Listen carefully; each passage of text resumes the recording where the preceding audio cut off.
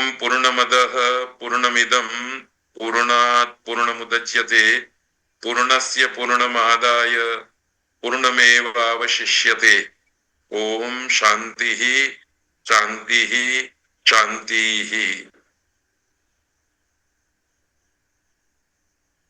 अष्टाध्याय के रचयिता समादरणीय महर्षि पतंजलि को श्रद्धांजलि देने के लिए, उनके तर्पण के लिए अहमदाबाद की सुप्रसिद्ध संस्था महर्षि वेद विज्ञान एकेडमी के उपक्रम से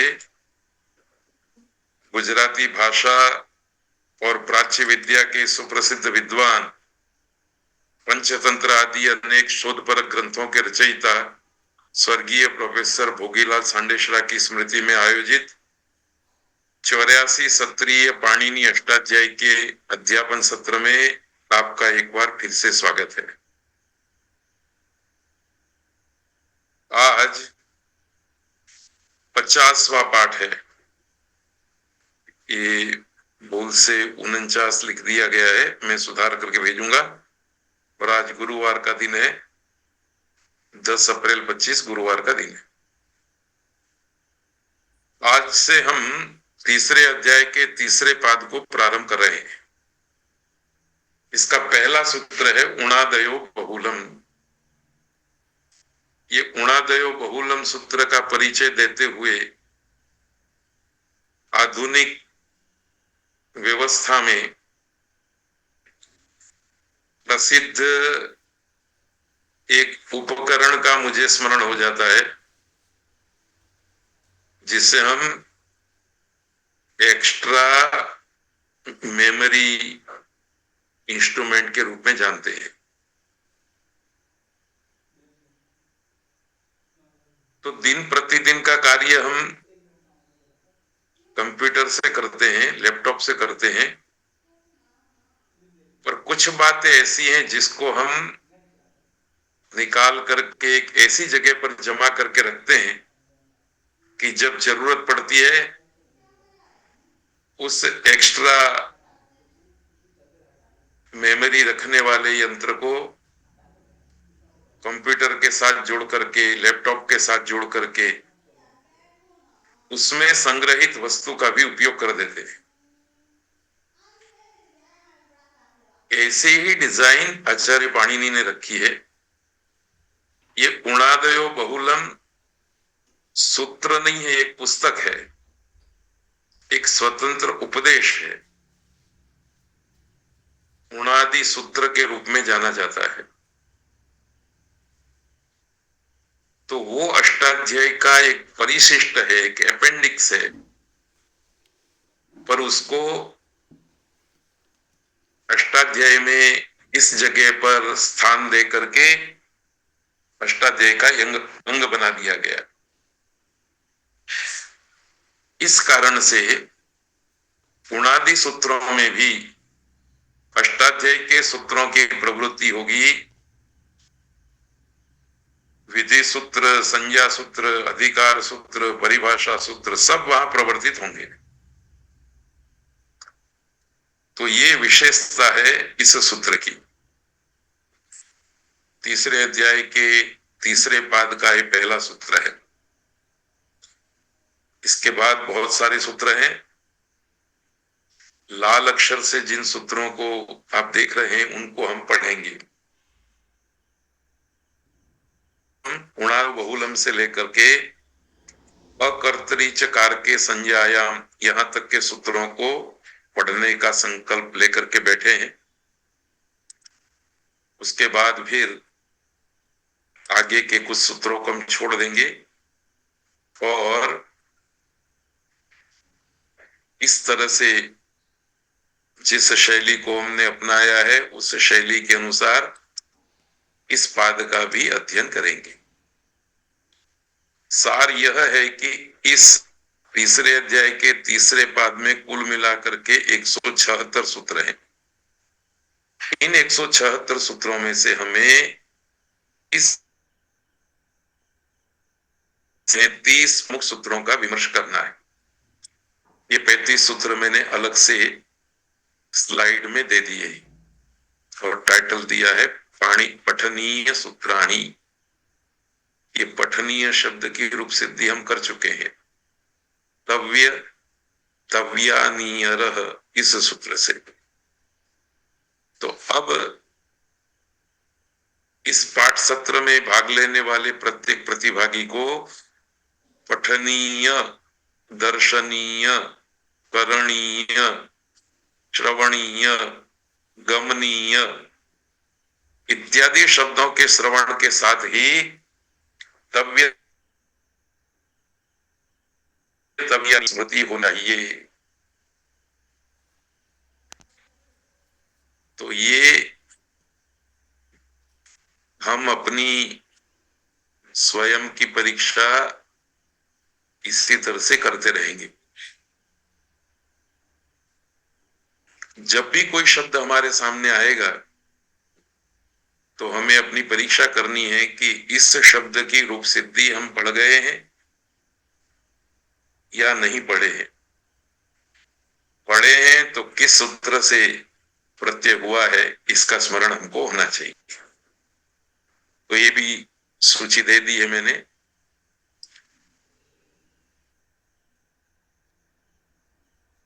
का एक विशेष अतिरिक्त विमर्श से पिछले पाठ में निष्ठा सूत्र को पढ़ते हुए हमने दो उदाहरण दिए थे, कृतः और पठितः। कृतः में क्री धातु है और त प्रत्यय का त है। पठित में पठ धातु है और त प्रत्यय का त है। पर पठ और त इसके बीच में एक ई भी सुनाई देता है, उसके कारण से पठित शब्द बनता है। ये इट पाणिनीय व्याकरण की दृष्टि से इट आगम है, जो त को हुआ है, त को होता है। इन दोनों उदाहरणों को दृष्टि समक्ष रख करके मैं आपको बताना चाहता हूं कि कृतः में भी त है, पठितः में भी त है। पर कृतः में जो त है उसमें इटागम नहीं हुआ है और पठितः में जो त है जिसमें से शेष त रहा है उसको इटागम हुआ है। अर्थात कृतः में अकेला त प्रत्यय है और पठितः में त के साथ एक ई और जुड़ गया आगे के भाग में, तो इत बन गया। तो ये दो उदाहरण आपकी दृष्टि में स्थिर रहेंगे तो यह जिज्ञासा होगी कि कृतः में अकेला त क्यों है और पठितः में जो त है उसके साथ ई क्यों जुड़ा हुआ है। इस बाल बुद्धि से उठने वाले प्रश्न का उत्तर पाणिनी व्याकरण की दृष्टि से आपके समक्ष प्रस्तुत करना है। पहली बात तो ये याद रखनी है कि कृतः में इठ का न होना और पठितः में इठ का होना ये क्री धातु और पठ धातु के कारण से है। और त को इट आगम होना और त को इट आगम न होना ये क्री धातु और पठ के कारण से है। पर ये कारण क्या है इसको भी जानना चाहिए। तो इसका समाधान देने के लिए आगे सूत्र स्वयं आएंगे और हमारी इस जिज्ञासा का समाधान करेंगे। पर अभी प्राथमिक स्तर पर जो बातें महत्व की है वो आपके सामने प्रस्तुत की जा रही है। सबसे पहले तो कृतः इस पद में इटागम निषेध है और पठितः में इटागम है, इस बात को याद रखना है। अर्थात अभी दूसरे प्रत्ययों को हम ध्यान में नहीं रखते हैं, पर निष्ठा सूत्र से होने वाला जो क्त प्रत्यय है, इसी तरह से क्तवतु प्रत्यय है, इन दोनों प्रत्ययों को इट का आगम होगा पहले चरण में। दूसरे चरण में कुछ धातु ऐसे हैं जिन धातुओं से इट आगम का निषेध हो जाएगा, तो वहां जो इट आगम हुआ था उसको हम रिवर्स कर देंगे, वापिस ले लेंगे। तो ये प्रक्रिया इस तरह से याद रखनी है कि निष्ठा सूत्र से जो दो प्रत्यय होने वाले हैं, प्रत्येक धातु से त और तवतु, जिनमें से बाकी रहता है त और तवत, उन प्रत्ययों को सभी जगह पर इट का आगम होगा। ये पहली बात आपको याद रखनी है। क्यों होगा? इसका उत्तर है त प्रत्यय और तवत प्रत्यय, इसकी आर्ध धातुक संज्ञा है। इसलिए सबसे पहले आपको जिस बिंदु का स्मरण रखना है वो है आर्ध धातुक संज्ञा। मैंने पिछले पाठों में भी कई बार कहा है कि धातु से आने वाला प्रत्यय या तो सार्वधातुक संज्ञक होगा या तो अर्ध धातुक संज्ञक होगा। ये दोनों संज्ञाएं इतनी महत्व की हैं, इतनी व्यापक हैं कि धातु से बनने वाले प्रत्येक शब्द में अनिवार्य रूप से अपना प्रभाव छोड़ती है। और इसीलिए ही सार्वधातुक संज्ञा किसकी है और अर्धधातुक संज्ञा किसकी है, इसकी सुस्पष्ट समझ प्रत्येक देवता को अपने मन में बिठा लेनी है। उसको मैं संक्षिप्त से आपके सामने रख रहा हूं। एक सूत्र है तिंग शित सार्वधातुकम। इस सूत्र से धातु से आने वाले तिंग तथा तिप्तसी वगैरह 18 प्रत्ययों की और शित प्रत्यय अर्थात जिसमें श की इत संज्ञा हुई है, ऐसे प्रत्ययों की सार्वधातुक संज्ञा होती है। इस सूत्र के बाद एक सूत्र और है अर्ध धातुकम शेषः। यह कहता है कि तिंग और शित से शेष रहे हुए प्रत्ययों की अर्ध धातुक संज्ञा होती है। तो पहला दो डिवीजन, तिंग और शित की सार्वधातुक संज्ञा और शेष की अर्ध धातुक संज्ञा, ये दो बातें आपको याद रखनी है। दूसरी बात के संदर्भ में, अर्ध धातुक संज्ञा के संदर्भ में यह भी याद रखना है कि ये जो तिंग प्रत्यय है वो ल के स्थान में होता है और ल 10 है, लकार 10 है। तो दूसरी बात ये याद रखनी है कि लिट लकार और लिंगाशीशी इस सूत्र से आशीर्वाद अर्थ में आए हुए लिंग लकार के स्थान में होने वाले 18 तिप आदेशों की भी अर्ध धातुक संज्ञा है। सीधा सा गणित देखें हम तो लकार प्रत्ययों में लिट लकार और आशीर लिंग, ये दोनों की अर्ध धातुक संज्ञा है।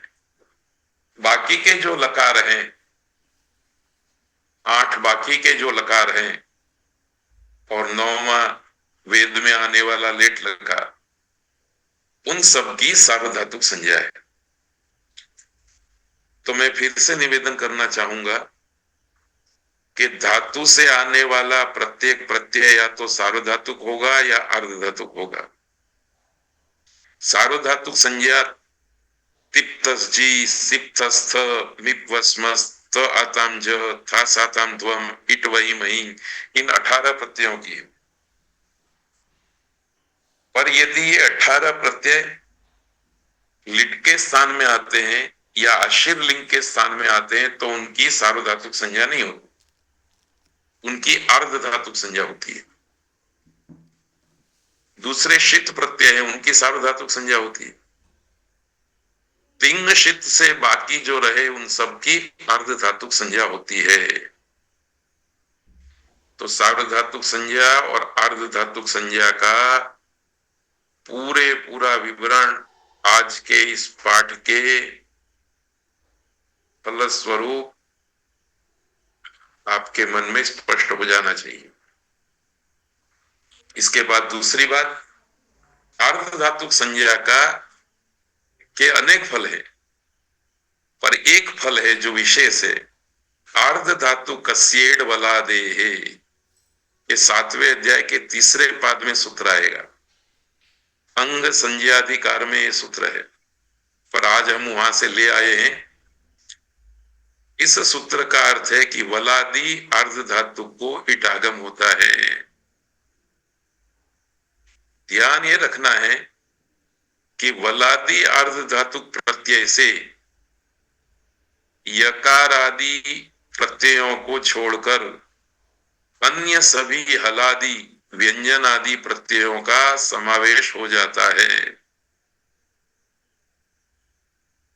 अब ये बात नहीं समझ में आई हो तो मैं एकदम सरलता से आपको बात सुना दूं। स्वर और व्यंजन 2 प्रकार के वर्ण हैं। स्वर वर्णों की बात जाने देते हैं। अर्धधातुक प्रत्यय के रूप में भी धातु से आने वाले प्रत्ययों में भी कुछ प्रत्यय अजादि होंगे, वो हमारे आज का विषय नहीं है। अर्धधातुक संज्ञा के आज के फल के योग्य नहीं। कौन से? धातु से आने वाले अजादि प्रत्यय। तो ये बात तो यहां पूरी हो गई। अब बाकी रहे हलादि अर्थात व्यंजन आदि।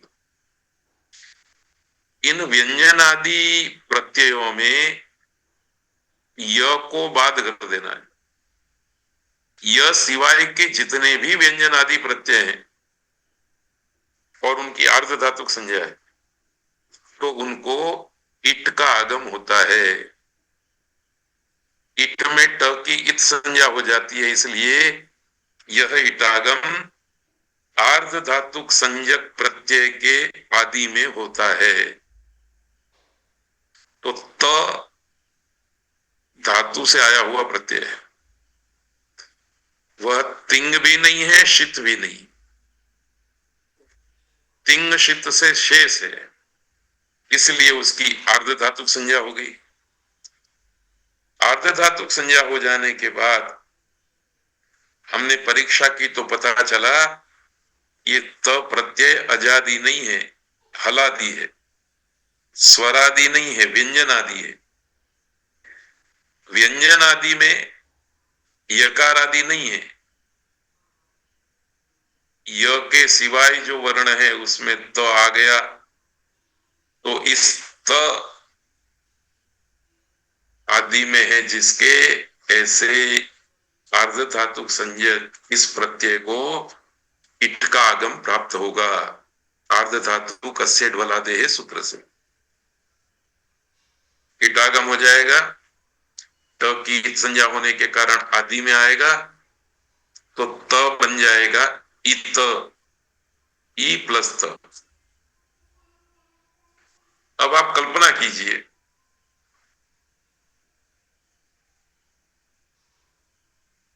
कि कोई थ प्रत्यय है उसकी भी आर्धातुक संज्ञा हो गई, उसको भी ईटागम हो जाएगा। तो ईटागम हो जाएगा तो क्या बन जाएगा? ईथ। कोई क प्रत्यय है, इसको भी ईटागम हो जाएगा तो क के आगे ईट बैठेगा तो इक बन जाएगा। इस तरह से ईटागम आकर के वलादी आर्ध धातुक ई आदि वाला प्रत्यय बन जाता है, इकार आदि प्रत्यय बन जाता है। इसको आपको ध्यान से याद रखना है। इसके बाद तीसरी बात भी याद रखनी है कि आपने त प्रत्यय को भी ईटागम कर दिया, थ प्रत्यय को भी ईटागम कर दिया, म प्रत्यय को भी ईटागम कर दिया, सभी व्यंजन आदि प्रत्ययों को ईटागम कर दिया। पर इस ईटागम को निषेध करने वाला भी एक सूत्र है। इस सूत्र के द्वारा निषेध होने पर जो ईटागम आप लाए थे उसको हटा देना पड़ता है, उसको रोक लेना पड़ता है। पहले आप ईटागम का विधि करेंगे, फिर निषेध करेंगे। तो निषेध का प्रवर्तन विधि के पश्चात होता है, इसलिए सब जगह पर आपको विधि करना है। निषेध कहां करना है उसके लिए कई सूत्र हैं, और आज एक सूत्र जो प्रमुख है उसे हम देख लेते हैं। एकाच उपदेशे अनुदात्ता, ये भी 7वें अध्याय के दूसरे पाद का सूत्र है। इस सूत्र का अर्थ है उपदेश में जो धातु एकाच तथा अनुदात उससे ईटागम नहीं होता है, तो धातु के कारण ईट का निषेध होगा। फिर से मैं कहूं, बात ध्यान से सुनिए। क प्रत्यय की आर्ध धातुक संज्ञा है, उस आर्ध धातुक संज्ञा के फल के रूप में ईटागम होता है, पर ईटागम का निषेध धातु के कारण से होता है। धातु यदि एकाच है, धातु यदि अनुदात्त है, तो ईटागम का निषेध हो जाएगा। तो ईटागम होता है वलादी आर्ध धातु को, पर उसका निषेध किसी प्रत्यय के कारण नहीं होता, धातु के कारण होता है। ये छोटी सी बात है, इसको भी याद रखना।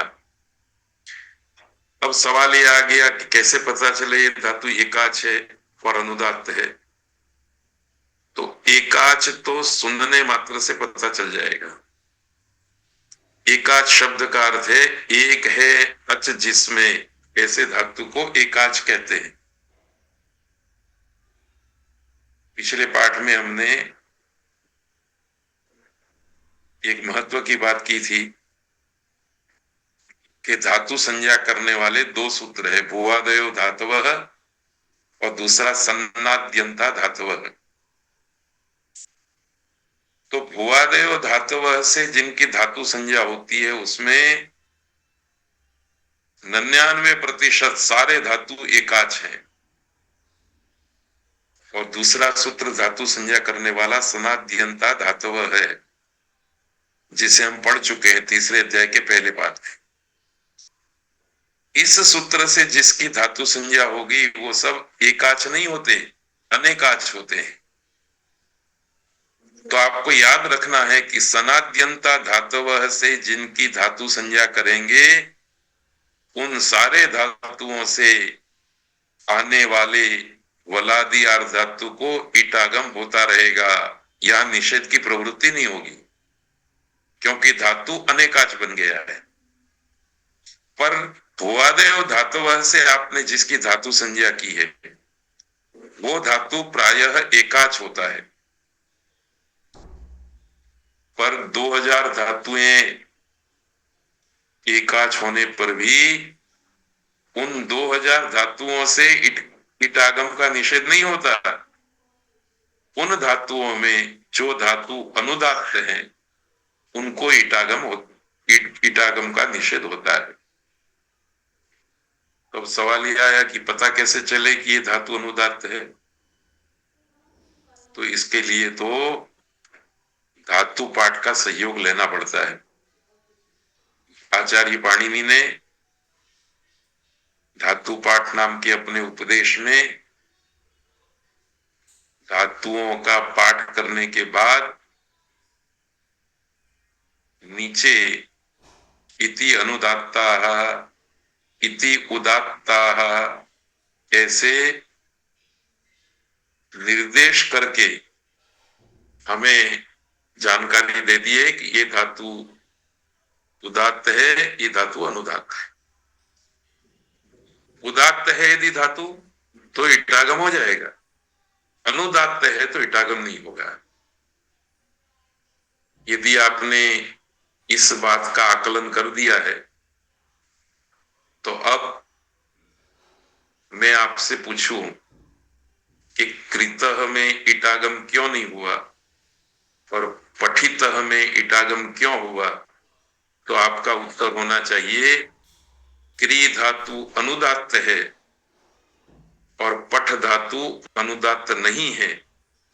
इस कारण से पठ में ईट का निषेध नहीं हुआ। क्री धातु अनुदात्त है, एकाच है, इसलिए एकाच उपदेशे अनुदात्तात् इस धातु से, इस सूत्र से ईटागम का निषेध हो गया। सार रूप से यदि हम कहना चाहें तो संस्कृत भाषा में जितनी भी कृदंत रूपावली है, कृदंत पद है, वो दो प्रकार के हैं। एक तो भुवादयो धातवः सूत्र से जिसकी धातु संज्ञा होती है उससे सिद्ध होने वाले। दूसरे कृदंत पद हैं जो भुवादयो धातवः से जिसकी धातु संज्ञा हुई है उस धातु के पीछे इच्छा अर्थ में सन प्रत्यय, पुनः पुनः अथवा भृशार्थ में यंग प्रत्यय, और ऐसे ही अनाणिच प्रत्यय, ऐसे सन्नादि प्रत्यय करके बना हुआ जो धातु है उस धातु से जो कृत प्रत्यय आया है उस प्रकार के कृदंत शब्द।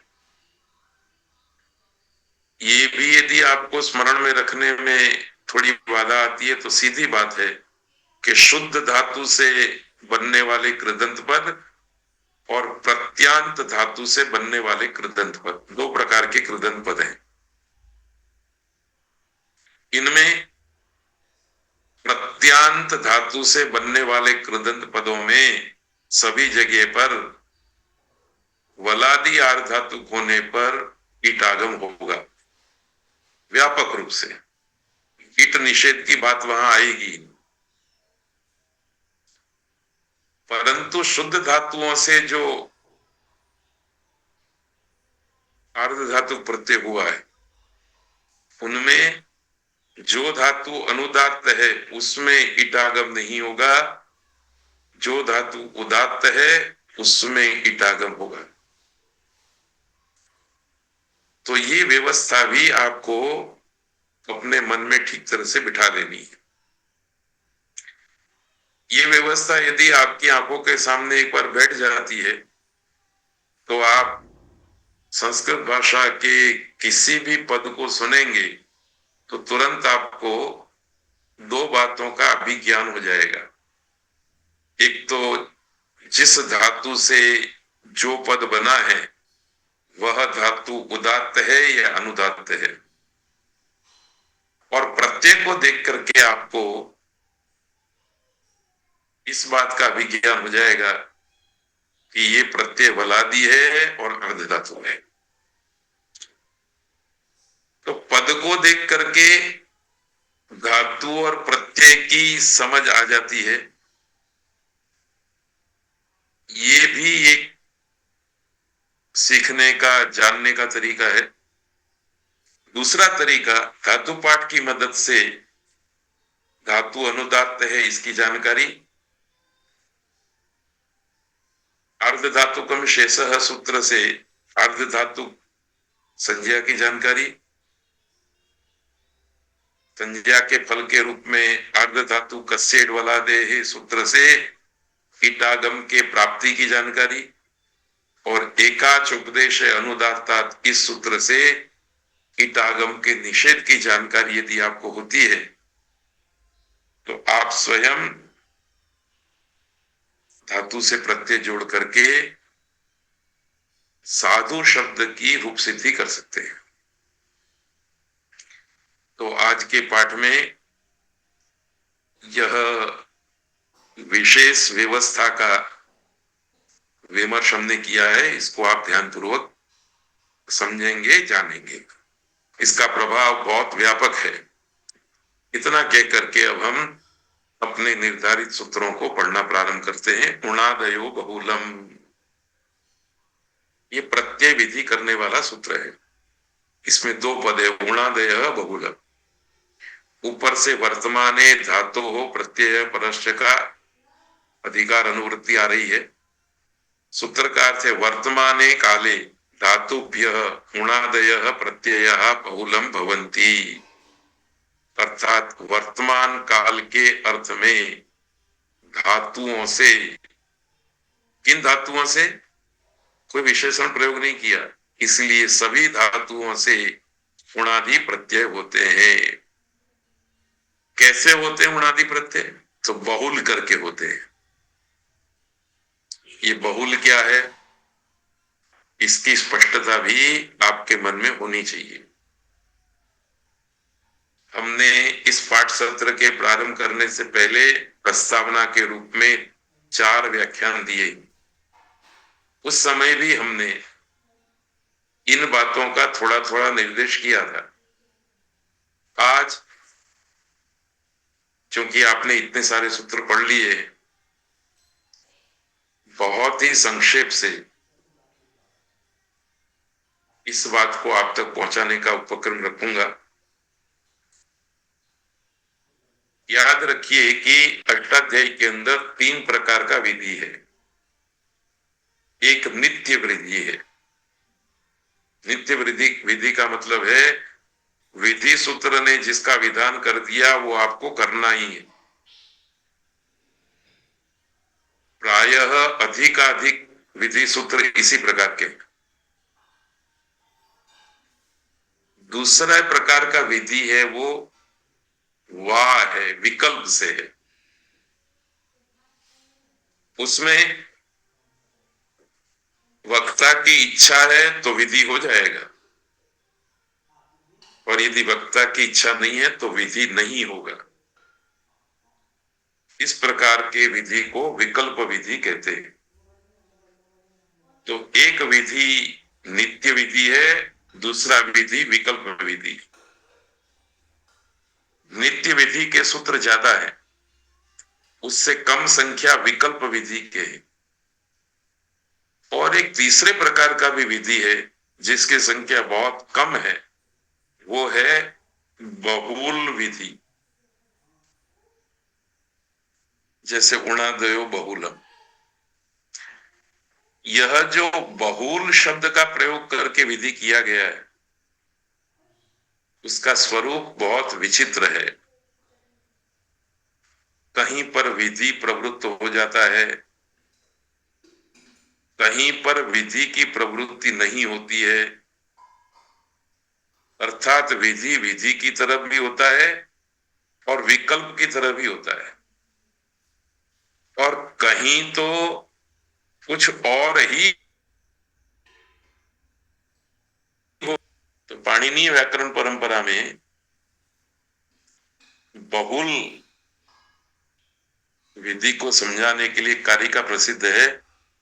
क्वचित प्रवृत्ति ही क्वचिद प्रवृत्ति ही क्वचित विभाषा क्वचिद अन्य देव विधेर विधानम बहुधा समीक्ष्य चातुर्विधम बाहुलकम वदंती।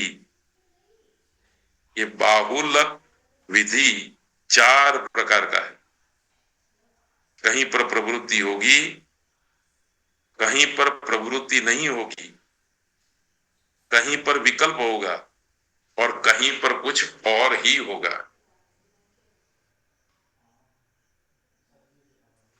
तो खैर, इतना लंबा स्मरण आपको न रहे तो इतना तो याद रखना है कि अष्टाध्यायी में विधि तीन प्रकार का है। एक नित्य विधि है, एक विकल्प विधि है और एक बाहुलक विधि है अथवा बहुल विधि है।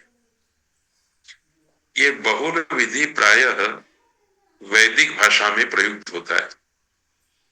लौकिक संस्कृत में, प्रशिष्ट संस्कृत में अष्टाध्यायी में प्रवर्तित नित्य विधि और विकल्प विधि ही अधिकतर प्रवृत्त होता है। तो ये भी एक विशेष बात थी तो मैंने कह दी। उदाहरण है कारुहु।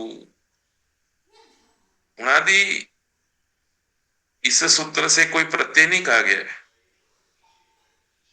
परंतु इस सूत्र से तो कह दिया कि धातुओं से उणादि प्रत्यय होते हैं। ये उणादि प्रत्यय का मतलब ये है कि उणादि कोश के अंदर एक एक सूत्र से जिन जिन प्रत्ययों का विधान किया गया है वो सारे प्रत्यय उणादय से आ जाते हैं।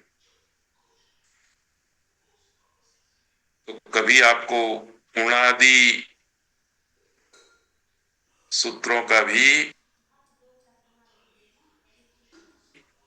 दर्शन करना चाहिए। अवसर रहा तो हम भी कराएंगे। क्री धातु से उ प्रत्यय होकर के कारुहु शब्द बना। फिर से मैं कहता हूं, क्री धातु से उ प्रत्यय होकर के कारुहु बना। अब आप मेरे को ठीक कीजिए, मेरे कथन को सुधारिए। उ प्रत्यय नहीं हुआ है, उण प्रत्यय हुआ है। उण ण की इत संज्ञा हो गई, इसके कारण से उ प्रत्ययणित हो गया। उ प्रत्ययणित है, इसलिए क्री धातु में वृद्धि होगी, बन गया कार। पीछे उ जुड़ गया तो शब्द बना कारुहु। करने वाले आदमी को कारुहु कहते हैं, शिल्पी। इसका पर्यायवाची। तो यदि ण की संज्ञा न रखी होती, उनकी जगह पर उ कह दिया होता तो कारुहु शब्द नहीं बनता, करुहु शब्द बनता, क्योंकि उ के पर में रहते गुण हो जाता। तो अब आपको ण की संज्ञा का स्मरण होते ही इस प्रत्यय के पर में रहते अजादि अंग को वृद्धि होनी है, ये अचोड़ नीति सूत्र का स्मरण होना चाहिए, जो हम पिछले पाठ में, मेरे ख्याल से 48वें पाठ में आपको बता करके आए।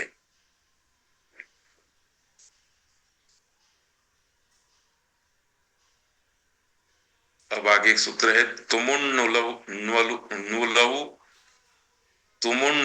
क्रियायाम क्रियार्थायाम।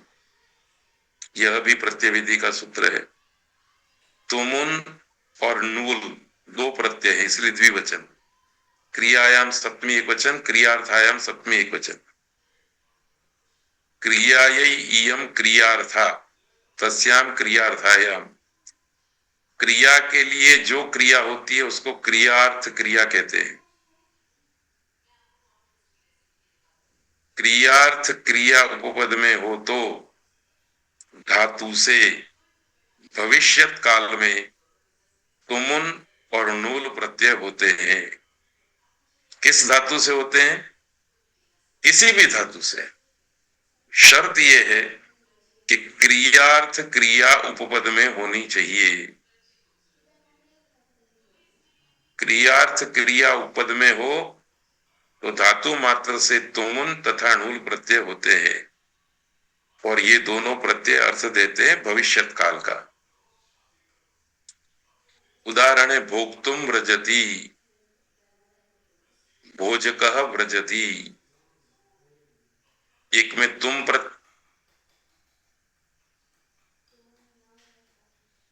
तुमुन प्रत्यय और दूसरे में णूल प्रत्यय। ध्यातव्य है कि क्रियार्थ क्रिया उपपद होने का आशय किसी एक क्रिया के लिए किसी दूसरी क्रिया का होना है। तो वक्ता जब दो क्रियाओं को कहने की इच्छा रखेगा और साथ में पहली वाली क्रिया के लिए दूसरी वाली क्रिया हो रही है, ऐसा जब विवक्षा का भाव बनाएगा तो पहली वाली क्रिया के वाचक धातु से तुमुन प्रत्यय हो जाएगा अथवा णूल प्रत्यय होगा। तुमुन प्रत्यय होगा तो भोक्तुम बना भुज धातु से, और णूल प्रत्यय हुआ तो भोजक शब्द सिद्ध हुआ। उदाहरण भोक्तुम व्रजति, भोजक व्रजति। इन दोनों वाक्यों में व्रजति क्रिया के उपपद में रहते भुज धातु से तुमुन प्रत्यय हो गया, भोक्तुम और भोजक। अब भोक्तुम में जो तुमन प्रत्यय हुआ भविष्य काल में है, व्रजति क्रिया वर्तमान में हो रही है और भुज क्रिया भविष्य में होगी। भोजक व्रजति में भी वही भाव पड़ा है।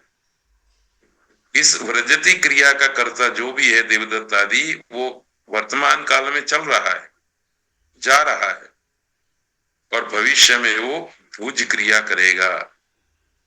तो भोजक व्रजति और भोक्तुम व्रजति, इसका एक मतलब ये है, इस सूत्र से यदि भोक्तुम और भोजक शब्द बनाए गए हैं तो वहां अर्थ देंगे वर्तमान में व्रजति क्रिया हो रही है और भविष्य काल में भुज क्रिया होगी। एकदम स्पष्टता से गुजराती में, हिंदी में इन दोनों वाक्यों का अर्थ करना हो तो हम ऐसे कहेंगे कि देवदत्त वर्तमान में जा रहा है और भविष्य में वह भोजन करेगा। इतने लंबे वाक्य को संस्कृत में भोक्तुम व्रजति अथवा भोजक व्रजति, इन दो पदों से कह दिया गया है। लृट शेषे च एक और सूत्र पढ़ेंगे। इसमें भी क्रियायाम क्रियार्थायाम की अनुवृत्ति आ रही है, भविष्यति की अनुवृत्ति आ रही है। इस सूत्र का अर्थ है शेषे, अर्थात केवले भविष्यति, केवल भविष्य काल में। और सूत्र में च रखा है, इससे क्रियार्थ क्रिया के उपपद में रहते भविष्य काल में धातु से लृट प्रत्यय होता है। तो ये लृट प्रत्यय एक तो केवल भविष्य के काल के में होगा, दूसरा लिट प्रत्यय वहां होगा जहां क्रियार्थ क्रिया पद में होगी। धातु से शेष अर्थात केवल भविष्य काल में, ये एक अर्थ हुआ लृट प्रत्यय का। लृट प्रत्यय का दूसरा अर्थ है क्रियार्थ क्रिया के उपपद में रहने पर धातु से लृट प्रत्यय होता है।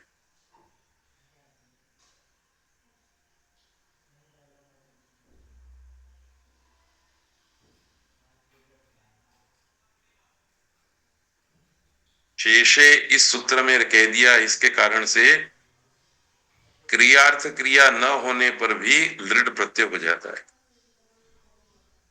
खाऊंगा ये कहने के लिए भी लृट प्रत्यय हो जाएगा। अभी मैं क्या कह रहा हूं, ऐसी क्रिया को उपपद में नहीं रखा, वहां पर भी भविष्य काल के अर्थ में लृट प्रत्यय हो जाएगा। और पठिष्यामि ऐसा बोलेंगे,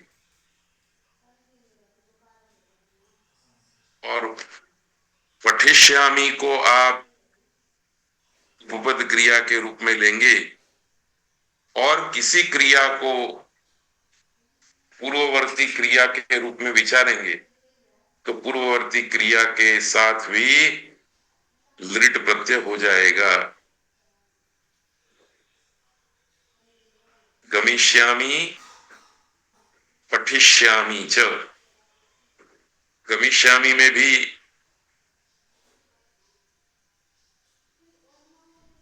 लृट प्रत्यय हो गया और पठिष्यामि में भी लिट प्रत्यय हो गया।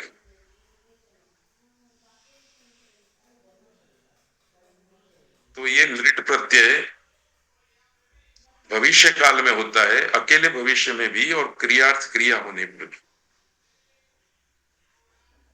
उदाहरण दिया करिष्यति, हरिष्यति के शेष अर्थ में, करूंगा, हरण करूंगा। करिष्यामि इति व्रजति, व्रजति क्रिया को उपद में रखा गया और करिष्यामि को पूर्व क्रिया के रूप में रखा गया।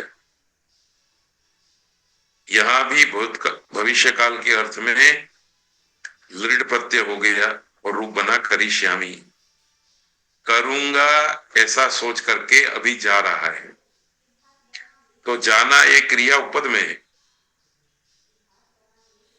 करिष्यामि ये पूर्ववर्ती क्रिया है जो भविष्य में होने वाली है, इससे भी लिट प्रत्यय हो गया। तो दोनों प्रकार के उदाहरण बनेंगे। करिष्यामि की रूप सिद्धि अथवा करिष्यति अन्य पुरुष एक वचन, क्री धातु से लृट प्रत्यय हुआ, लृट में से बाकी रहा ल के स्थान में हो गया तिप, तिप में से बाकी रहा ती, और लृट के स्थान में आए हुए ती के पर में रहते स्य विकरण प्रत्यय होता है। ये सूत्र हम पढ़ चुके हैं।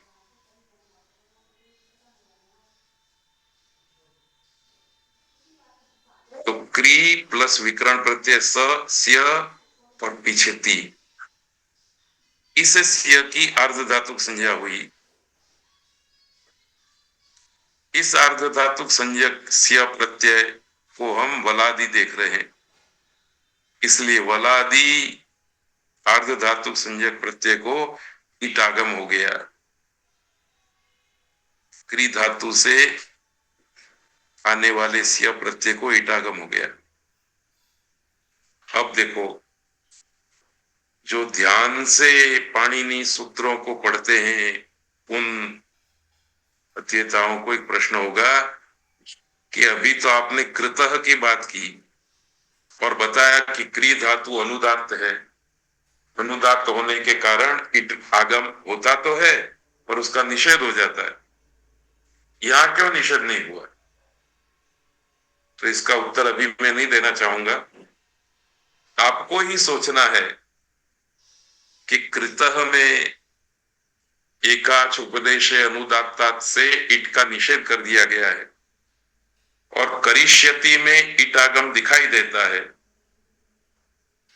तो निषेध को रोकने वाला कोई सूत्र होना चाहिए।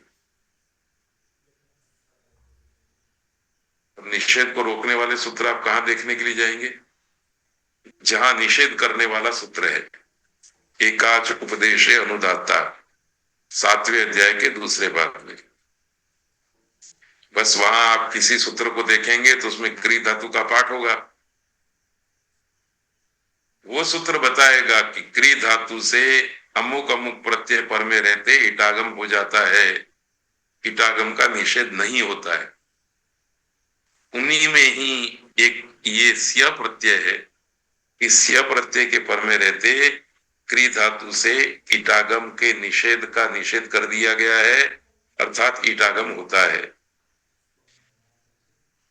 इस प्रकार की व्यवस्थाएं ही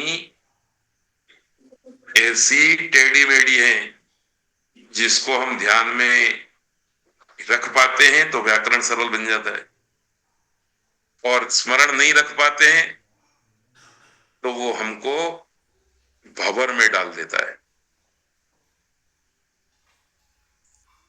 पर 2 बार 4 बार आप इस बात को ध्यान में ले लेंगे ना, फिर आपको पता चल जाएगा कि स्या प्रत्यय आया है तो क्री धातु से इटागम करना ही, ह्री धातु है इटागम करना है।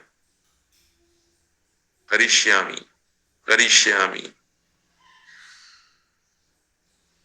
भ्री धातु है तो भरिष्यामि इत्यादि रूप से। और जब वो सूत्र पढ़ लेंगे आप 7वें अध्याय के दूसरे पाद में, तो फिर कहना ही क्या है, अपने आप आपके ध्यान में बात आ जाएगी। एक और सूत्र है लिट सदवा, यह प्रत्यय आदेश विधि सूत्र है। लिट प्रत्यय के स्थान में सत आदेश करता है।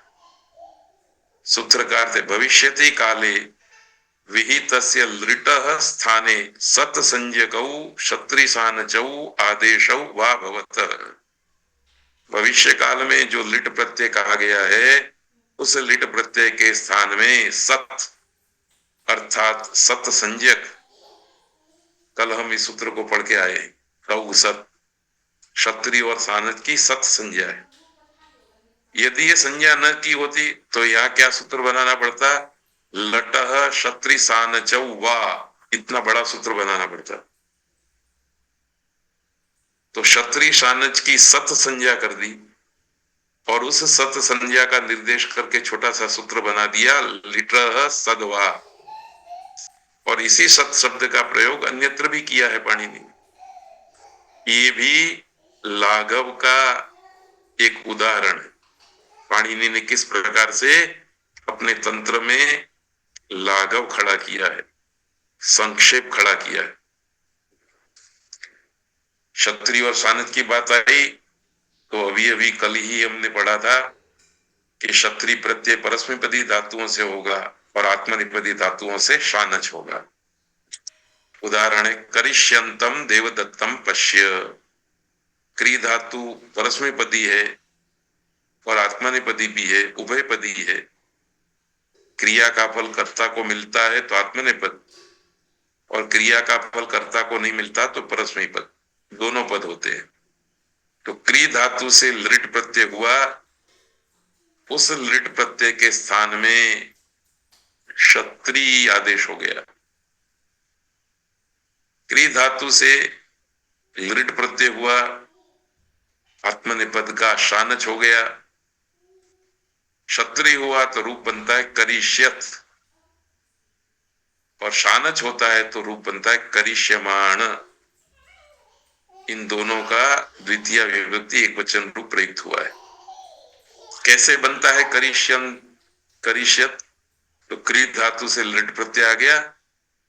अब लिट के स्थान में तिप नहीं करेंगे, क्षत्रि करेंगे। इस सूत्र से क्षत्रि में से बाकी रहेगा अथ, अथ प्रत्यय के पर में रहते सिया विकरण हो गया, सिया को इटागम हो गया। इटागम वाले सिया के पर में रहते क्री अंग को गुण हो गया कर, कर इस्य, ई के बाद जो दंत्य स था उसको मूर्धन्य हो गया तो शब्द बना करिष्यत। इस करिष्यत का प्रथमा विभक्ति एक वचन रूप बनेगा करिष्यन, करिष्यन्तौ, करिष्यन्तः, करिष्यन्तम, करिष्यन्तौ, करिष्यतः। ये करिष्यन्तम द्वितीय विभक्ति एक वचन का रूप यहां प्रयुक्त हुआ है। तो इस प्रकार से करिष्यन्तम और करिष्यमाणम भविष्य काल में भी क्षत्रिय और शानच होते हैं। इसलिए फॉर्मल व्याकरण में संस्कृत पढ़ाते हुए क्षत्रिय प्रत्यांत और शानच प्रत्यांत शब्दों को वर्तमान कृदंत के रूप में पढ़ाया जाता है। वो अर्ध ज्ञान है, क्योंकि क्षत्रिय और शानच केवल वर्तमान अर्थ में नहीं होते, भविष्य अर्थ में भी होते हैं। उसका उदाहरण है करिष्यंतम देवदत्तम पश्य, ऐसा करेगा, ऐसे संकल्प वाले देवदत्त को देखो। करेगा ऐसे देवदत्त को देखो। तो अभी देवदत्त करता नहीं है, भविष्य में करेगा। तो करिष्यंतम करिष्यमाणम ये भविष्यत कृदंत के शब्द है। तो पाणिनि व्याकरण पढ़ने का फायदा ये होता है कि फॉर्मल व्याकरण में जो अर्ध ज्ञान दिया जाता है उसकी जगह पर पाणिनि व्याकरण पढ़ने से हमको पूर्ण ज्ञान होता है। इसी परंपरा में एक और सूत्र है, अनद्यतने लुठ, ऊपर से भविष्यति की अनुवृत्ति आ रही है। अनद्यतने भविष्यति काले धातोः लुट प्रत्यय परश्च भवति। अनद्यतन अर्थात जो आज का नहीं है, ऐसे भविष्य काल में, काल के अर्थ में धातु से लुट प्रत्यय होता है और वह परे होता है। लृट शेषे च, इस सूत्र से होने वाला लृट प्रत्यय शेष अर्थ में होता है, अर्थात भविष्य अर्थ में होता है। अनद्यतने लुट सूत्र से होने वाला लुट प्रत्यय भविष्य अर्थ में होता है, और भविष्य के आगे अनद्यतने विशेषण। इन दोनों सूत्रों को फॉर्मल व्याकरण में लिट लकार सामान्य भविष्य है इस तरह से बताया जाता है, और लुट लकार अनद्यतन भविष्य है इस प्रकार से बताया जाता है।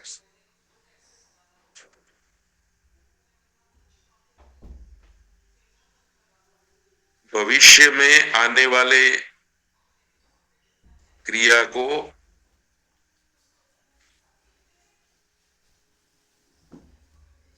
आचार्य हेमचंद्र ने यह मतलब बीता हुआ काल और स्वः मतलब आने वाला कल, उसके साथ जोड़ करके जैसे अद्यतन शब्द बनता है ऐसे ही ह्यस्तन शब्द बनाया और श्वस्तन शब्द बनाया।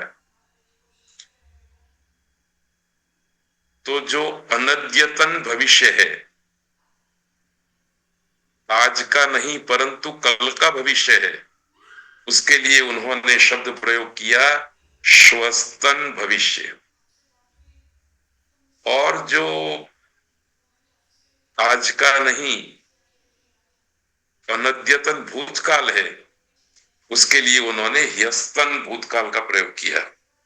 और गुजरात में भी इसी कारण से ह्यस्तन भूतकाल और श्वस्तन भविष्यकाल इस प्रकार के शब्दों का प्रयोग होता है। पाणिनि व्याकरण की दृष्टि से लृट प्रत्यय भविष्य अर्थ में है और लुट प्रत्यय जो है वो अनद्यतन भविष्य के अर्थ में है। अनद्यतन अर्थात जो आज का नहीं है। उदाहरण है कर्ता भोक्ता। कर्ता का रूप कैसे बनेगा इसकी संक्षिप्त विगत यहां दे दी है। क्री धातु से लुट प्रत्यय हुआ, लुट के स्थान में तिप हुआ, तिप का टा हुआ और टा में से आ बचा। ये सब लुट के ट्रांसफॉर्मेशन है। तीसरे अध्याय के चौथे पाद की समाप्ति तक ये सब ट्रांसफॉर्मेशन वाले सूत्र हम पढ़ लेंगे, इसलिए घबराने की जरूरत नहीं है।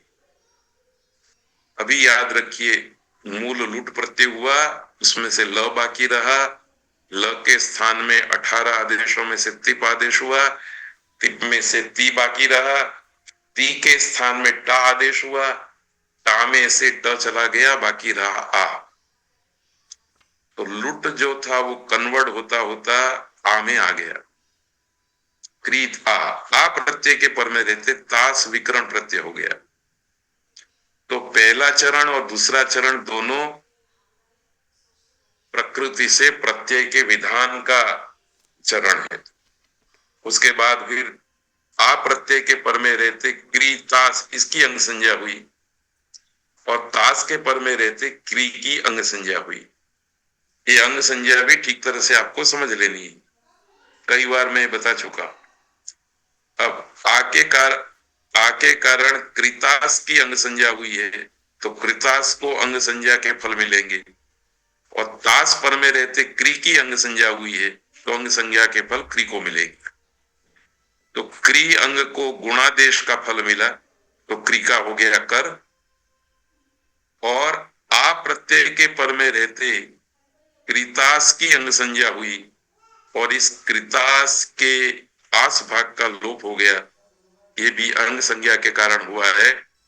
तो तास में से बाकी रहा त, कर त आ इक्वल टू कर्ता, इस तरह से कर्ता रूप बनता है। तो देखिए, पहला चरण और दूसरा चरण ये हम तीसरे अध्याय की समाप्ति के साथ संपूर्णतया सीख लेंगे। उसके बाद जब अंगाधिकार पढ़ेंगे, तब ये नीचे के रूप सिद्धि प्रक्रिया के स्टेप्स हमारे ध्यान में आएंगे। अभी हमने कम से कम अंग संज्ञा के 2 स्टेप्स स्पष्ट रूप से सिखाने का प्रयत्न किया। एक तो गुणादेश और वृद्धि आदेश, और दूसरा ईट आगम और ईट का निषेध, जो आज बताया। इन 2 बिंदुओं को आपको याद करके रखना है। इतनी रूप सिद्धि प्रक्रिया में हम प्रवेश कर जाएंगे। एक और सूत्र है भावे, ऊपर से घय की अनुवृत्ति आ रही है, धातु हो प्रत्यय परस्य की अनुवृत्ति आ रही है। सूत्र का अर्थ है भावे अर्थात धात्वर्थे वाच्ये धातो हो गय प्रत्यय भवति। भाव अर्थात धात्वर्थ के वाच्य होने पर, धात्वर्थ का मतलब क्रिया के वाच्य होने पर धातु मात्र से घय प्रत्यय होता है। जो धातु जिस क्रिया को कह रही है, उस क्रिया को कहने के लिए ही घय प्रत्यय होता है। जैसे पाकः, पच धातु का अर्थ है पकाना, पकाना क्रिया को कहने के लिए ही पच धातु से घय प्रत्यय होगा। पकाने वाला कौन है, किस चीज को पकाया जाता है, वो कोई बात नहीं आई, मात्र और मात्र पकाना क्रिया कहने के लिए घय प्रत्यय होगा, तब शब्द बनेगा पाकः। त्याग क्रिया को बताने के लिए त्याग, राग क्रिया को बताने के लिए राग।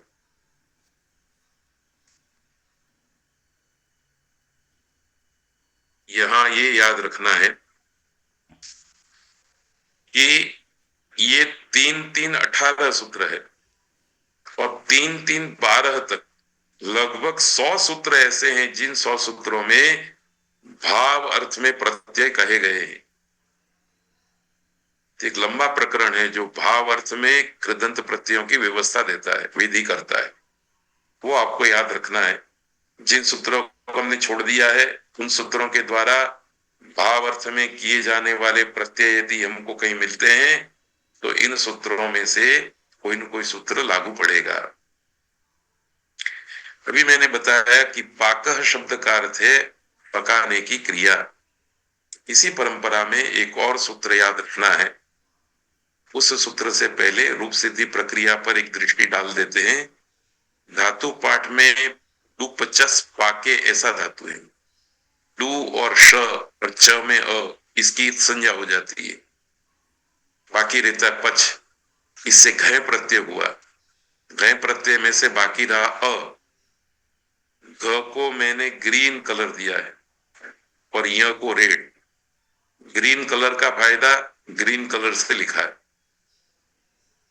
घ की संज्ञा होने से अप्रत्यय घित हो गया, और घित होने के कारण कवर्ग आदेश हो जाएगा, तो च का क बन जाएगा। य की संज्ञा होने से अप्रत्यय ईत हो गया, इत का फल होगा वृद्धि आदेश। वृद्धि आदेश का फल मिला तो पच का पाच हो गया। तो ये स्मर्तव्य है कि घय प्रत्यय में घ की लोपाश तथा अदर्शन होता है। घ की संज्ञा होने से अप्रत्यय घित है तथा य की संज्ञा होने से अप्रत्यय ईत है। घित है इसका भी फल मिलेगा और ईत है इसका भी फल मिलेगा। घित का फल कवर्ग आदेश है और ईत का फल वृद्धि आदेश है। किन सूत्रों से फल मिलेगा ये हम बाद में देखेंगे, तो ये बात भी आपको याद रखनी है। इसी परंपरा में एक अंतिम सूत्र है, अकर्तरी च कारके संज्ञायाम। भावे और अकर्तरी च कारके संज्ञायाम, इन दोनों सूत्रों को हमेशा जोड़ करके पढ़ना। यह सूत्र कहता है कि कर्ता वर्जित वर्जित कारक की संज्ञा, कारक में, कारक के अर्थ में संज्ञा का विषय हो तो धातु से गए प्रत्यय होता है। यह सूत्र भी धातु से गए प्रत्यय करता है, पर इसने शर्त रख दी, एक तो धातु से आप जो गए प्रत्यय करेंगे और जिस शब्द की सिद्धि करेंगे वह शब्द संज्ञा होना चाहिए। संज्ञा अर्थात किसी का नाम होना चाहिए, भाव नहीं, क्रिया नहीं। और उस नामकरण में आपको याद रखना है कि कर्ता कारक का अर्थ वहां नहीं होना चाहिए। कर्ता को छोड़ करके किसी भी कारक का अर्थ आप वहां रख सकते हो। कर्म कारक, करण, संप्रदान, अपादान, अधिकरण, कर्ता कारक नहीं होना चाहिए। इसलिए सूत्रकार जिस प्रकार है, कर्ता भिन्न कारक में भी धातु से संज्ञा विषय में गए प्रत्यय होता है। इसका उदाहरण है प्रासः, आहार। आहार का अर्थ क्या है?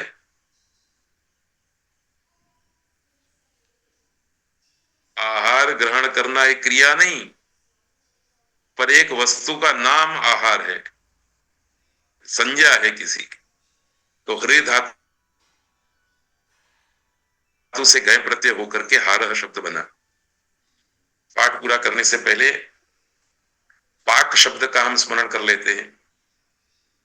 पाक शब्द भावे सूत्र से गए होकर करके भी बनेगा और अकर्तरी च कारके संज्ञायाम, इस सूत्र से भी गए प्रत्यय होकर के बनेगा।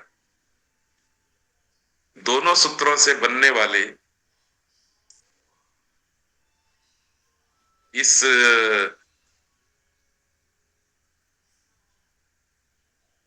शब्द के अर्थ में क्या फर्क होगा? तो देखिए, एक सीधी सी बात है, किसान ने खेती करके जो प्राप्त किया फल उसको भी हम पाक कहते हैं। तो खेत के कोने में गेहूं का जो ढेर पड़ा रहता है उसको उंगली करके हम कहते हैं पाक है हमारा। तो वो पाक उस ढेर में पड़े हुए अन्न की संज्ञा है। तो संज्ञा है, इसलिए अकर्तरी च कारके संज्ञायाम सूत्र से गए हुआ। और आप मेरे घर आए, मैं रसोई घर में कुछ पका रहा हूं, आप आकर के पूछेंगे आप क्या कर रहे हैं, तो मैं कहूंगा पाक कर रहा हूं, अर्थात पकाने की क्रिया कर रहा हूं। वहां पाक शब्द भाव अर्थ में है। इसी तरह से पाठः शब्द में भी गए प्रत्यय है। 8वीं कक्षा में पहला पाठ, ये पहले पाठ में एकत्र की हुई टैक्स की संज्ञा है और अभी आपके सामने मैं जो क्रिया कर रहा हूं वो भी पाठ है। तो क्रिया के अर्थ में जब पाठः, पाकः, आहारः इत्यादि शब्द का प्रयोग होता है तो वहां भावे से भाव अर्थ में गए प्रत्यय हुआ होता है। और आहारः किसी चीज का नाम है। हम किसी के घर पे गए, उन्होंने हमको एक पैकेट दिया, उसमें कुछ खाद्य पदार्थ था, पूछा भी क्या दे रहे हो, तो बोलते आहार है। तो आहार तो उस पदार्थ का नाम है। और ट्रेन में बैठ करके यात्रा करते हुए हम जो क्रिया करते हैं वो आहार क्रिया है। तो इस तरह से संज्ञा के अर्थ में भी भाव प्रत्यय होता है, सॉरी, संज्ञा के अर्थ में भी घय प्रत्यय होता है और शब्द बनता है, और भाव अर्थ में भी घय प्रत्यय होता है और शब्द बनता है।